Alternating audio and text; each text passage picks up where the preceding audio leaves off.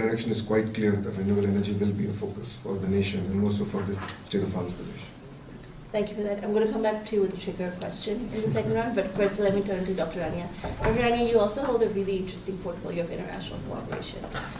Given that there are countries like India who are further moving along when it comes to solarization, but then there are other countries who are not, I think your role is, especially being Egypt and being such a strong nation, in terms of changing opinions, shifting opinions, having conversations around energy transition with other countries, and do countries at large have responsibilities to have these conversations? Well, thank you very much. Well, since last July, it's been planning, economic development, and international cooperation.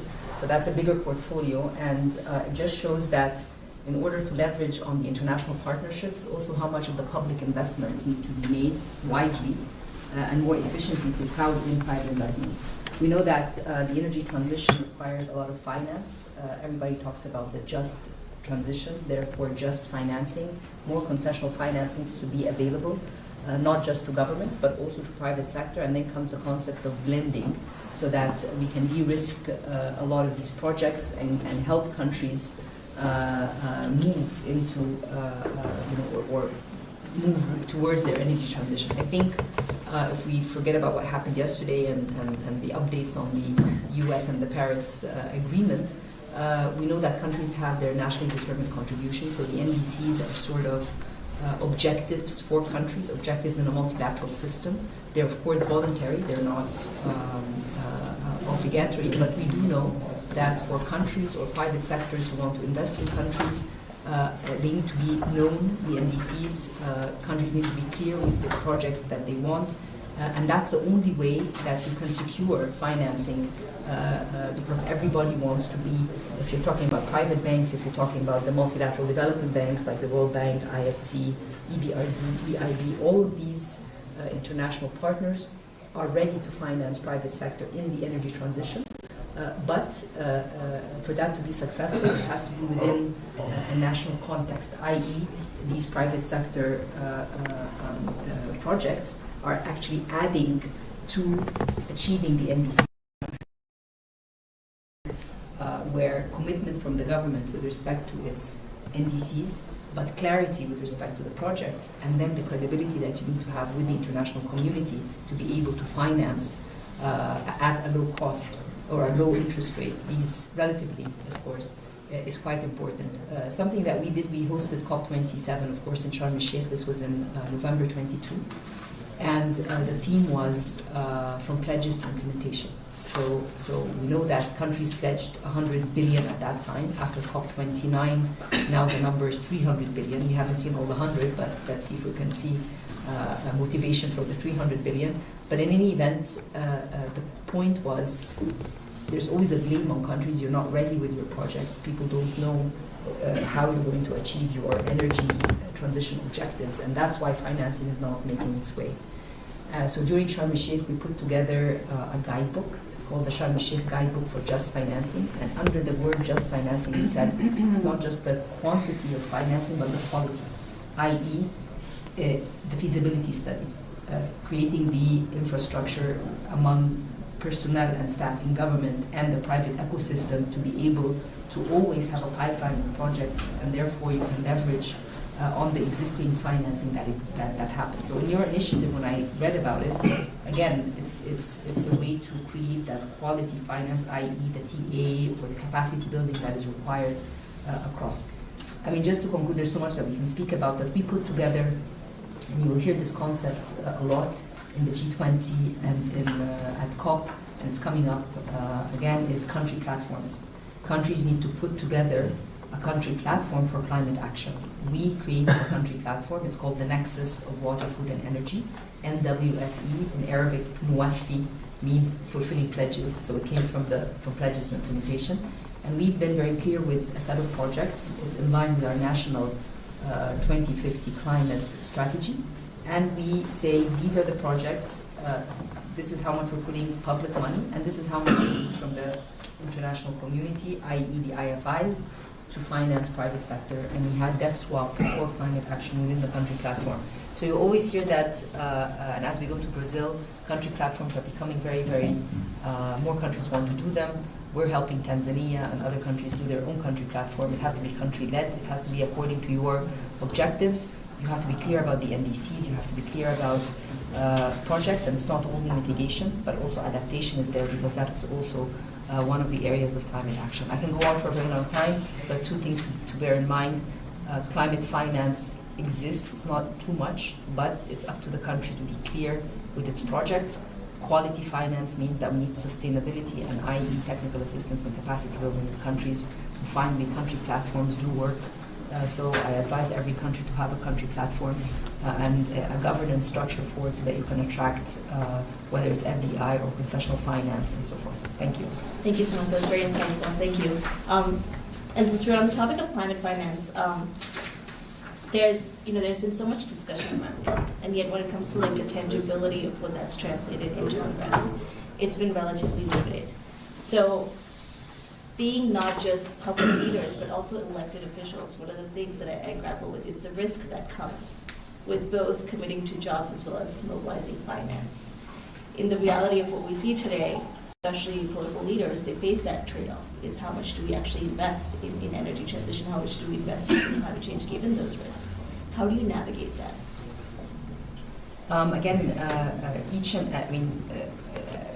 talk from the public investment side. Any public money that goes into a project, this project has to be part of whether it's Vision 2030 or a national plan, which is ratified from Parliament. So that's a very important governance and political agency or buy-in, as you mentioned. The second point is, given that fiscal space is quite tight anyways, and we've been facing so many headwinds, not necessarily tailwinds, you want to put, for example, if I'm talking about renewable energy, wind and solar, do you have enough investments in the grid to upload this renewable energy? So the government has to be very clear with its priorities. I'll put investments in the grid, allowing private sector to generate the wind and solar. And this is what's going to create private sector jobs, skilling, greening, and also an entrepreneurial ecosystem sometimes, which does the measurement for the CO2 and so forth. So it's a matter of clarity with the objectives, a very constructive dialogue and understanding when it comes to those who ratify these plans, which is Parliament, which represents people and governorates and so forth. And then finally, what creates the continuous buy-in is that the projects get implemented, so people can see that the energy transition or the climate action is not just a burden on development, but it's part of development. Because each and every energy project, in addition to creating jobs, creates green capacity for more industrialization, for more economic activity. So it's very important to create the overall narrative, and there's so much work that has been written since Glasgow, actually, on the importance of thinking about climate action and development as inseparable. They are not mutually exclusive. It's not either or, and that is something that needs to be continued and pushed. I don't know the issue of yesterday and the announcement of yesterday, how consequential that would be on the multilateral development banks, on the dialogue around climate. Are we going to go back? So it's very strange that today is the first day of Davos, but yesterday this happened. So I think how far in terms of creating disturbance in a path which look to be moving forward with gains for developing countries, and also better understanding for the multilateral development banks and the global institutions that do provide. Mine to energy. We have the entire value chain, the ecosystem. How do you build it out? And how do you create consistency in policies? So if you look at India's view, is how do we bring every bit of our ecosystem? So if you look at rooftop solar, to agriculture being solarized, then to the entire green hydrogen, which seems to be the buzzword, and various investments coming into that sector, green steel. So I think, at least from India's context, is to set the policy straight. Yes, there are some subsidies required, but it's not over and beyond. If physical challenges that any state or the federal government would have.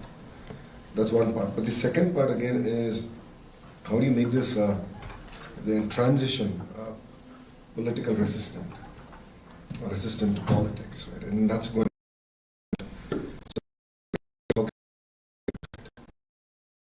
And as a HRD minister, my focus is how do I create the next set of jobs that we don't even know in exactly which area they're going to come. So working with the industry, working with NGOs, collaborating with them, getting the curriculum, the whole 9 yards, and creating the next wave of jobs, I think is going to be very, very important to make it more resistant. Thank you so much. I'm being mindful of time, and I'll request one piece, which is this is a conversation. So if you have one question, thought, insight from participants, I know there's folks in the back as well. We welcome that before we shift on to the next conversation series.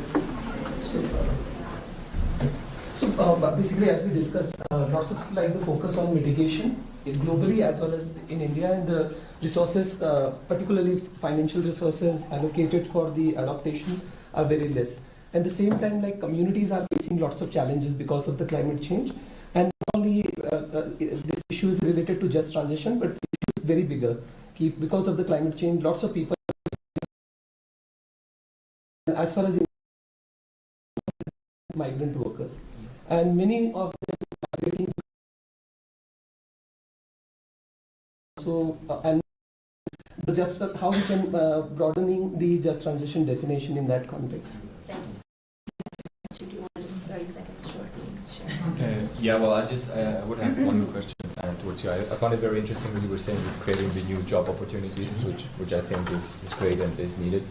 I'd like to go on the topic of the next generations. We have a massive swift, between the generations that are currently in the power positions and the ones that are coming.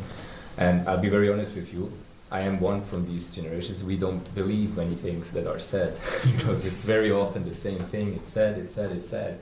How are you going to tackle this problem of transparency and trust that is existing towards like all of these promises and all of these COPs and WEFs and etc. It's nice, but yeah, I don't see the results. I'm sorry.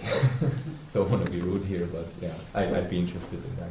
I think that's a valid question. Before I come to you, I think the way we're looking at it as a state is how do you incentivize farmers? How do you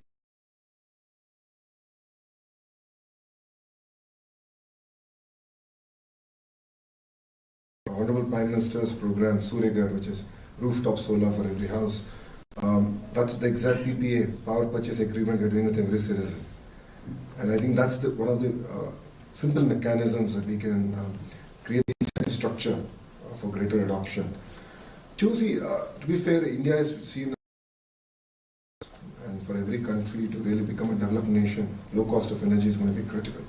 So between solar, wind, and pump storage, as of today, I don't know PSP where it will be in the next 5 years, currently is viable. So at about 4 and 5 rupees a unit in Indian rupees, it actually makes sense. So I think tying the entire incentive structure, I think is going to be very, very critical in that sense. Coming to your point, yes, I think a lot of promises have been made.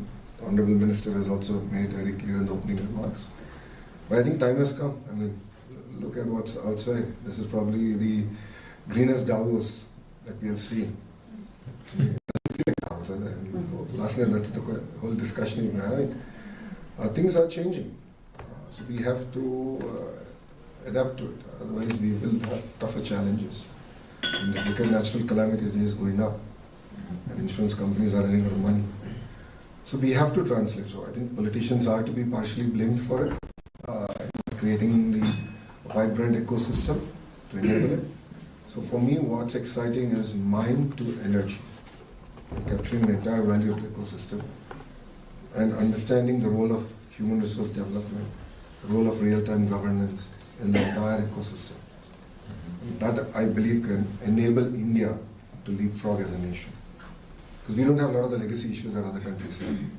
So we never went through a personal computing phase, we just went to the smartphone phase. So I think this, even in energy, there's a potential to leapfrog. Our grids can be far more robust. And Government of India mindfully is spending substantial amount of money building the entire grid connectivity.